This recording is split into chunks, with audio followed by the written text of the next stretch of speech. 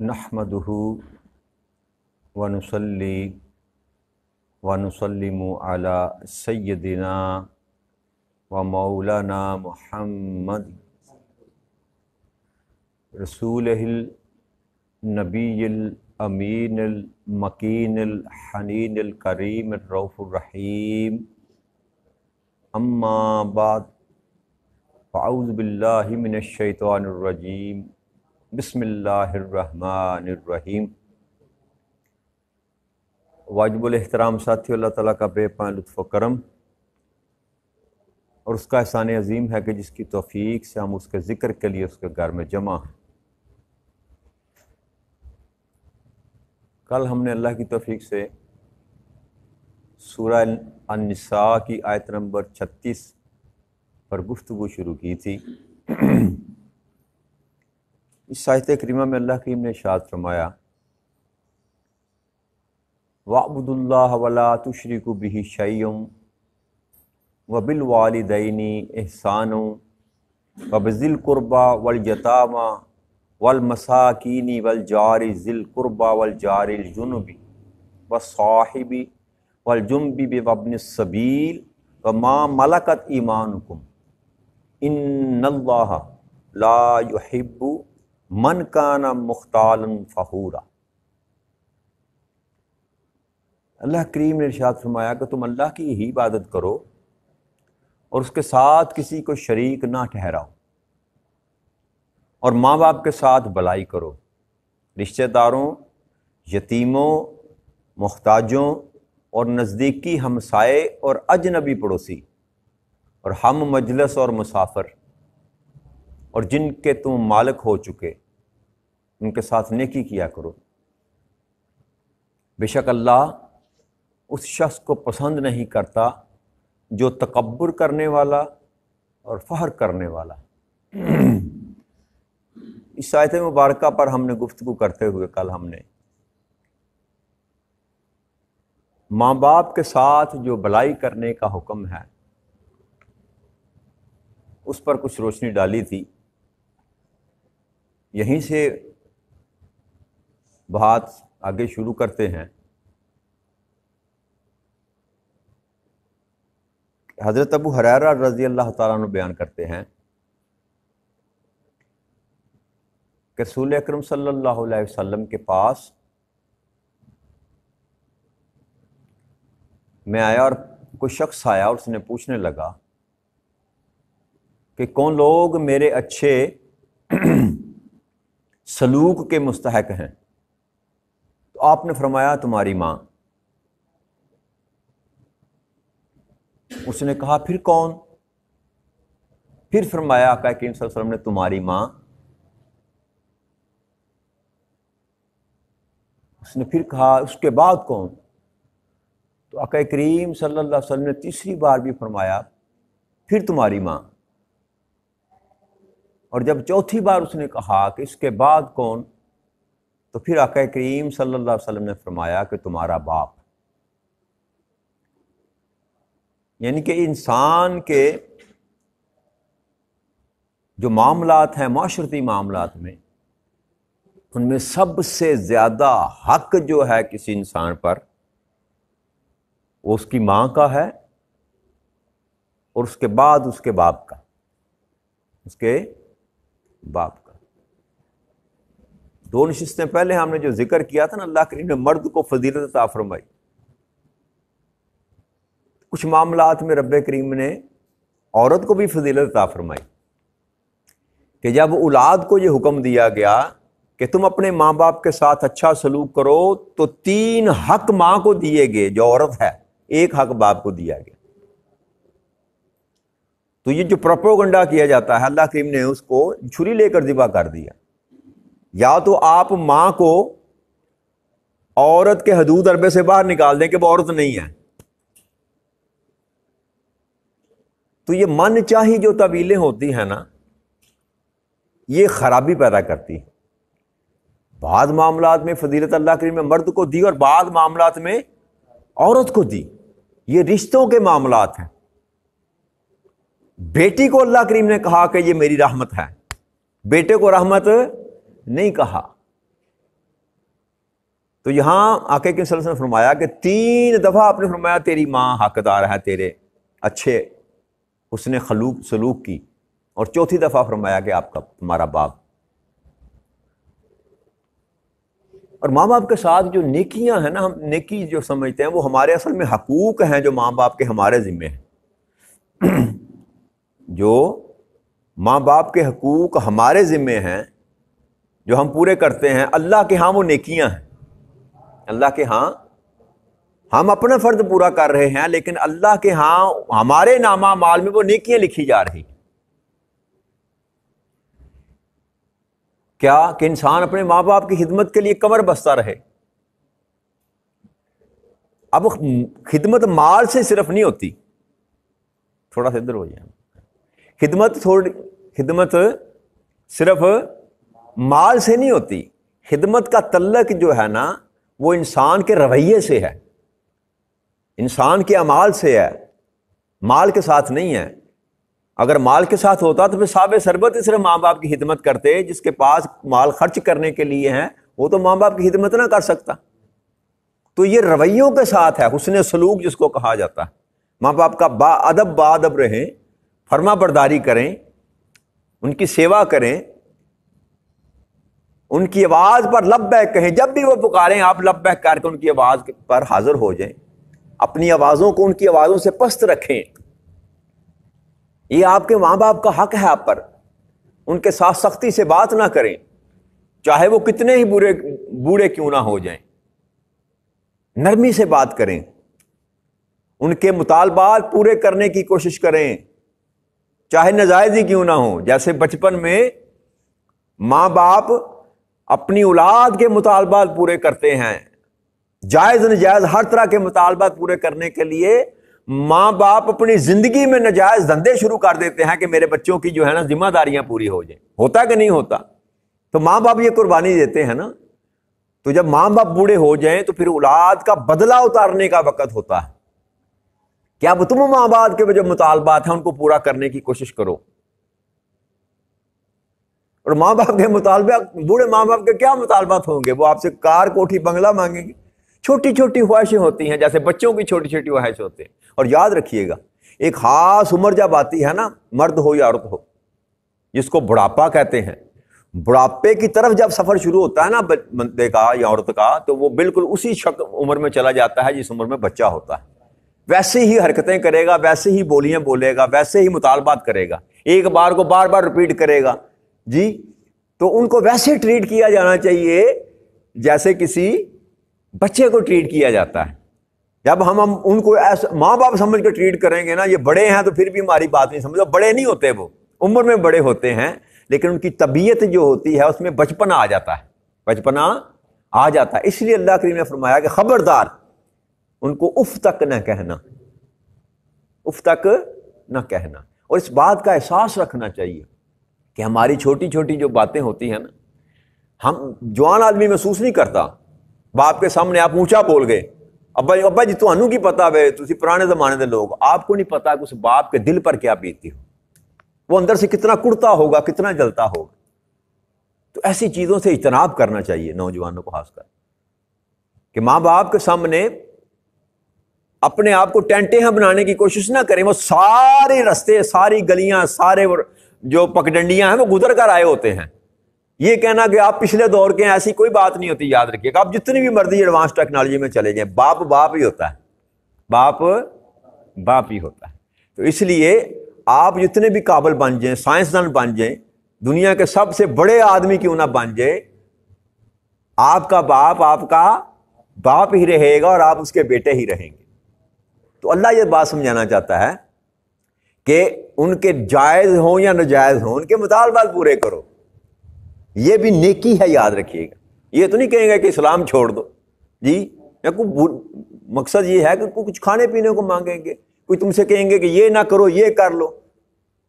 برا تو لگتا ہے انسان کو کہ آپ سمجھتے ہیں میں رائٹ پر ہوں، میرا باپ مجھ کو غلط کہہ رہا ہے، ہو سکتا ہے غلط کہہ رہا ہو، لیکن آپ کی فرما برداری یہ ہے کہ اچھا جی ابا جی، اچھا جی، ہمارے والد صاحب تھے نا، اللہ تعالیٰ جنت نصیب کرے، تو جب وہ آواز دیا کرتے تھے نا تو ہماری طرف سے تھوڑی سی کبھی رہ جاتی تھی نا کمی، تو کہتے تھے اور کنجروں میری آواز سے کہہ دیا کرو میں آؤں لگا ہمیں 2 منٹ بعد آ جایا کرو. یعنی کہ یہ ایک انداز, بزرگ جو ہوتے ہیں نا بڑے, وہ کہتے ہیں میری آواز پہ اکنالج ہی نہیں کیا تو نے یار, میری اہمیت ہی کوئی نہیں. میں نے آواز دی کو, اچھا جی ابا جی میں آیا جی. ابا جی نے کہا کہ یہ کام ایسے نہیں ایسے کرو. ٹھیک ہے ابا جی. وقت گزر گیا, بے شک ویسے نہ کریں. آپ سمجھتے ہیں یہ ٹھیک نہیں, ابا جی نے ٹھیک نہیں کہا, ویسے نہ کریں. میں ایک مثال کوٹ کرتا ہوں, میرے والد صاحب مجھے بتایا کرتے تھے, آپ بھی جانتے ہیں, بٹ سویٹ ہاؤس, رانا صاحب جانتے ہوں گے, بزرگ ہیں. ان کے جو اصل وارث تھے نا, مالک تھے بٹ سویٹ ہاؤس کے, وہ حاجی شریف صاحب تھے. حاجی شریف, یہ یونس بٹ صاحب کے تایا جان تھے. وہ آپ نے نہیں دیکھے, وہ میں نے بھی نہیں دیکھے, شاید بچپن میں دیکھا ہو, پہلے چلے گا, رانا صاحب نے دیکھا ہوگا. اصل دکان انہوں نے بنائی, وہی حلوائیوں کا کام جانتے تھے. ان کے دوسرے بھائی چچا یوسف اور چچا ظہور کام نہیں جانتے تھے. تو جو ان کے والد تھے کرم پہلوان, جن کے نام پر یہ کھاڑا ہے, وہ تو بالکل ہی نہیں جانتے تھے نا. وہ تو پہلوانی کی انہوں نے, یا وہ سلوکے وغیرہ سیا کرتے تھے, میرے والد صاحب بتایا کرتے تھے. تو وہ نہیں جانتے تھے مٹھائی کیسے بنتی ہے. تو وہ دکان پہ حاجی شریف صاحب جو تھے مٹھائی بنا رہے تھے. تو بابا جی کہنے لگے اس میں چینی ڈالی. اس نے کہاں ڈالی؟ کہتے ہیں اور ڈالو. اس نے پکڑ کر اور ڈال دی, اور کم ہے اور ڈالو. اس نے اور ڈال دی. پھر کہنے لگے نہیں ابھی بھی میٹھا کم ہے اور ڈال دو. میٹھی اور ڈال دی. ابا جی کہتے ہیں 3 دفعہ پہلوان نے اس میں چینی ڈلوائی, اور وہ بیٹا ڈالتا رہا, اور وہ خراب ہو گیا سودا. وہ سودا خراب ہو گیا. لیکن جب وہ چلے گئے پہلوان, اس نے سودا اٹھا کر پھینک دیا. اس کو کہتے ہیں فرما برداری. ظاہری طور پر تو نقصان کیا, لیکن باپ کا دل, یہ بڑی بات ہے. یہ چھوٹی بات نہیں ہے. آج کے اس معاشرے میں تو یہ ممکن ہی نظر نہیں آتا نا جی, کیونکہ آج تیزی کا زمانہ ہے, اور زیادہ پڑھائی جو ہے نا, ایجوکیشن, اس نے میں ہمارا بیڑا گرک کر دیا. وہ کہتے ہیں ابا جی تو کی پتا ہے, یہ سائنسی دور ہے جی, آپ کھوتی ریڑھی کے زمانے کے پلے ہوئے, آپ کو کیا پتا. تو ادب ہر معاملے میں یاد رکھیے گا. آپ کا باپ جاہل کیوں نہ ہو, الب بے نہ جانتا ہو, آپ انجینئر, ڈاکٹر, سائنسدان بن جائے, اللہ کے ہاں آپ جو ہے نا قابل قبول نہیں ہیں. آپ کا کوئی عمل قابل قبول نہیں اگر اپنے ماں باپ کے آپ گستاخ ہیں, نافرمان ہیں. تو اس لیے رب کریم نے اپنے عبادت کے ساتھ متصلاً یہ بات کی کہ اپنے ماں باپ کے ساتھ اچھا سلوک کیا کرو. اس کی اہمیت ہے تو تب بات کی نا, یعنی کہا میری عبادت کرو, نماز قائم کرو, روزہ رکھو, حج کرو, پھر کہا ماں باپ کا ادب, نہ اپنی عبادت کے ساتھ جوڑا اس کو. تو لہٰذا اس کی اہمیت کو سمجھنے کی کوشش کریں. اور پھر فرمایا کہ ان کی عاجزی اور تواضع کے ساتھ ان کے ساتھ بات کیا کرو, ادب کے ساتھ بات کیا کرو ان کے ساتھ. پھر ان کی اطاعت کرو, ان کو راضی رکھنے کی کوشش کرو, ان کی ضروریات کو اپنی ضروریات پر ترجیح دو. جی آپ اپنے بچوں کے لیے پھل لے کے جاتے ہیں نا, بیوی کے لیے لے کے جاتے ہیں, تو کچھ آپ کے باپ نے بھی اگر خواہش کی اور پیسے تھوڑے ہیں, سمپل کر کے بتاتا ہوں نا آپ کو بات, کہ کچھ سودا آپ نے اپنے بچوں کے لیے خریدنا ہے, ہر بیوی کے لیے خریدنا ہے, اور کچھ سودا آپ کو آپ کی ماں یا باپ نے کہا ہے, اور پیسے آپ کے پاس تھوڑے ہیں, تو پہلے ماں باپ کو ترجیح دو, پہلے ان کی خواہش پوری کرو, اپنی بیوی اور بچوں کی بعد میں کر لینا. یہ ہے ترجیح دینا. تو جن کے ماں باپ زندہ ہیں نا, وہ غور سے سنیں اس بات کو. آج موقع ہے آپ کے پاس, آپ یہ سیوا کر کے اللہ کے ہاں انعام پا سکتے ہیں. جن کے چلے گئے وہ محروم ہیں. ہم محروم بیٹھے ہیں, لیکن جن کے آج ہیں ان کے پاس وقت ہے کہ یہ انعام رب کریم سے حاصل کر لیں, ماں باپ کی خدمت کر کے. اور یہ میں نے کل بات کی تھی کہ ماں اگر آواز دے, نفل نماز نیتی ہو تو نفل توڑ دیں, اللہ کی عبادت چھوڑ دیں. فرض نہیں, نفل میں کھڑے ہیں آپ, نفل پڑھ رہے ہیں, ماں نے آواز دی تو نفل توڑ دیں, اس پر کوئی گرفت نہیں کی جائے گی, بلکہ نیکی لکھی جائے گی. عبادت رب کی چھوڑ رہے ہیں آپ, نفل عبادت. اور اب ماں کی آواز پر آپ نے لبیک کہا, تو اللہ کریم آپ کے اس عمل کو پسند کرتا ہے, اور آپ کے ہاں وہ نیکی, اللہ کے ہاں وہ نیکی لکھی جائے گی.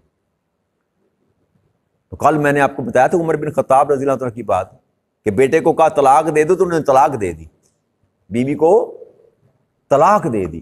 یہ حد ہے جو اللہ کریم آپ کو بتانا چاہتا ہے کہ ماں باپ کا کس حد تک تمہیں ادب کرنا چاہیے. اور اس کے بعد اللہ کریم نے فرمایا رشتہ داروں اور یتیموں اور محتاجوں کے ساتھ, یعنی کہ جو تمہارے قریب ہیں, تمہارے خونی جن کی قرابت داری ہے, خونی قرابت داری, ان کے ساتھ بھی اچھا سلوک کرو. اور یتیموں کے ساتھ, جن کے ماں باپ دنیا میں نہیں ہیں, جن کا کوئی آسرا نہیں ہے, ان کے ساتھ, اور محتاجوں اور نزدیکی ہمسائے اور اجنبی پڑوسی. اب جو پڑوسی ہے نا آپ کا، اگر آپ کا عزیز ہے، رشتہ دار ہے، تو اس کے ساتھ 3 رشتے آپ کے بن جاتے ہیں. ایک آپ کا پڑوسی ہے، ایک آپ کا خونی رشتہ دار ہے، تیسرا وہ اللہ کی وجہ، اسلام کی وجہ سے آپ کا بھائی ہے. 3 رشتے بنتے ہیں. اور اگر اجنبی ہے آپ، پھر بھی 2 رشتے تو بنتے ہیں نا، ایک آپ کا پڑوسی ہے اور ایک آپ کا مسلمان بھائی ہے. تو پڑوس کے متعلق قیامت کے دن سوال کیا جائے گا. اور کئی کتابوں میں لکھا کہ 40 دائیں بائیں آگے پیچھے یہ سارے کا سارا پڑوس گنا جاتا ہے، اور ان کے متعلق سوال کیا جائے گا. اور آقا کریم صلی اللہ علیہ وسلم نے فرمایا، ایک حدیث مبارک ہے، آپ نے فرمایا کہ جس سے اس کا دوست راضی ہے، اس کا دوست خوش ہے، اس سے اللہ بھی خوش ہے، اور جس سے اس کا پڑوسی راضی ہے، اس سے اللہ بھی راضی ہے. یعنی کہ رشتوں کا اتنا معاملہ ہے رب کریم کے ہاں مقدم ہے، جس کی ہم پرواہ نہیں کرتے. ہم نے نماز روزوں پہ اپنا زور رکھا ہوا ہے کہ یہ ہمیں کو بخشوا لیں گے، یہ بخشوائیں گے ضرور آپ کو، لیکن اگر آپ کے دوسرے معاملات بھی اگر اس کے پیرلل متوازی ٹھیک چل رہے ہیں تو پھر نماز بھی کام آئے گا، روزہ بھی کام آئے گا، قرآن کی تلاوتیں بھی کام آئیں گی. ایک طرف آپ لوگوں کے حق غصب کر رہے ہیں، لوگوں پر ظلم کر رہے ہیں، زیادتی کر رہے ہیں، ماں باپ کے گستاخ ہیں، اور دوسری طرف آپ نے ماتھے پہ رگڑ رگڑ کر نشان ڈالا ہوا ہے سجدے کر کر کے، تو یاد رکھیے گا وہ ساری کی ساری باتیں اٹھا کر رب کریم آپ کے منہ پر مار دے گا. جاؤ لے جاؤ، تمہیں بس اتنا ہی یاد تھا بس کہ میری عبادت کرو، یہ نہیں تھا پڑھا کہ ماں باپ کے ساتھ اچھا سلوک کرو، عزیزوں کے ساتھ اچھا سلوک کرو، یتیموں کے ساتھ اچھا سلوک کرو، محتاجوں کے ساتھ اچھا سلوک کرو. اور پھر فرمایا ہم مجلس جس کے ساتھ تیرا اٹھک بیٹھک ہے، کوئی رشتہ نہیں، نہ تیرا پڑوسی ہے، نہ تیرا رشتہ دار ہے، نہ کوئی تیرا کوئی اور تعلق ہے، صرف تم ایک مجلس میں اکٹھے بیٹھتے ہو، تو اس کا بھی حق ہے کہ اس کے ساتھ بھی حسن سلوک کیا جائے. اور پھر تم جن کے مالک ہو گئے، یعنی کہ تمہارے غلام، ایک تو وہ رشتہ دار جن کے ساتھ آپ خون کا رشتہ ہے، یہ پہلا سٹیپ ہے. دوسرا وہ جن کے ساتھ آپ کا رشتہ نہیں ہے لیکن آپ کے پڑوس میں آ کر آباد ہو گئے. پھر تیسرا وہ جن کے ساتھ آپ کی مجلس ہوتی ہے، ہم مجلیس جو ہیں ان کے ساتھ. چوتھا وہ، اور مسافر بھی اسی میں شامل ہوتے ہیں، جن کے ساتھ آپ کو کوئی تعلق نہیں ہوتا. اور پھر فرمایا کہ جن کے تم مالک ہو چکے، یعنی کہ تم جو تمہارے غلام ہیں، جو تمہارے غلام ہیں. اور ہمسایوں کے متعلق تو آقا کریم صلی اللہ علیہ وسلم نے فرمایا کہ ہمسایوں کو جو حقوق ہیں، حضرت معاویہ بن حیدہ بیان کرتے ہیں کہ میں نے آقا کریم صلی اللہ علیہ وسلم سے یہ سوال کیا کہ یا رسول اکرم صلی اللہ علیہ وسلم مجھے یہ بتا دیجئے میرے پڑوسی کا مجھ پر کیا حق ہے. تو آپ نے فرمایا کہ اگر وہ بیمار ہو تو تم اس کی عیادت کرو. یہ کلچر بھی ختم ہو گیا اب ہمارے معاشرے میں، ہمیں خبر نہیں رہتی. پہلے پورے محلے کی خبر ہوتی تھی کون بیمار ہے جی، اب خبر نہیں ہوتی دیوار کے پیچھے کیا ہو رہا ہے، کسی کو کوئی خبر نہیں. تو یہ فرائض میں، حقوق میں شامل ہے کہ اگر پڑوسی بیمار ہے تو اس کی عیادت کی جائے.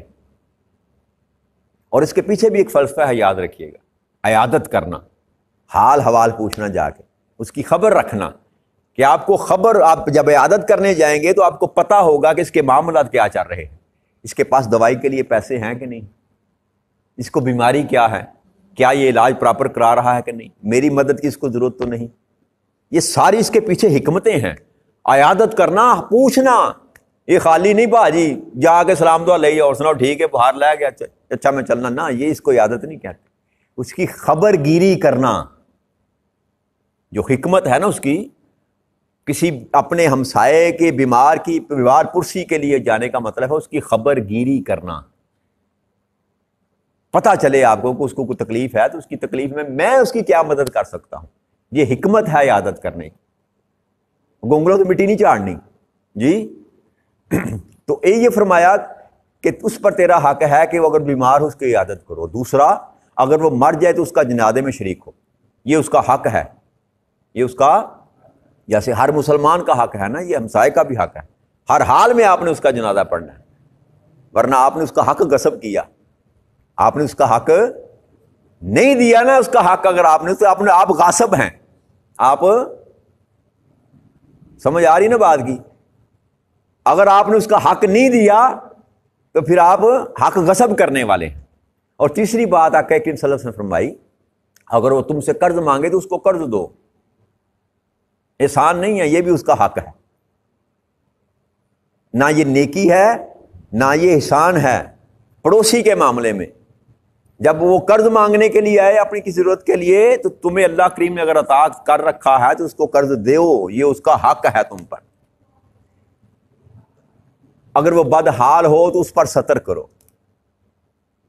حالات اس کے خراب ہیں تو ستر کرنے کا مطلب یہ ہے کہ اس کی مدد کرو تاکہ زمانے میں اس کی بدحالی کے چرچے نہ ہوں۔ سب سے زیادہ آپ کو خبر ہونی چاہیے نا، اگر آپ کے ہمسائے میں کوئی بھوکا کوئی پیاسا سو رہا ہے یا تکلیف میں ہے، تو سب سے زیادہ ہمسائے کو فکر ہونی چاہیے۔ اور یہ ایک اور حدیث مبارک میں پڑھا تھا، بلکہ اسی میں ہے، فرمایا اگر اس کو کوئی مصیبت پہنچے تو تعزیت کرو، اس کی ڈانٹ بنداؤ، جا کے اس کی معاملت کرو، اور پھر اپنے گھر کی عمارت اس کی عمارت سے بلند نہ کرو کہ اس کی ہوا رک جائے۔ یہ دین اسلام ہے، یاد رکھیے۔ اللہ کریم کہتا ہے کہ ہمسائے کے مکان سے اپنا مکان اس قدر بلند نہ کرو اس کی ہوا رک جائے۔ تو ہم تو ہمسائے کا مکان خریدنے کے لیے ہر وقت تڑپتے رہتے ہیں کہ کب اس کی چھت گرے، ہم اس کو خریدیں اور اپنا مکان بڑا کریں۔ تو شریعت اس کے، اللہ اور اللہ کا رسول اس کے مخالفت بات کرتا ہے۔ تو اس لیے میں آپ کو کہتا ہوں کہ جب آپ اپنا مکان بناتے ہیں تو 2 بوریاں سیمنٹ کی خرچ کرنے کی کوشش کریں گے، یار چلو اس کے بھی 2 اینٹیں لگوا دیں، کوئی بات نہیں، اس کا سوال آپ کو پوچھا جائے گا، آپ نے جواب دینا۔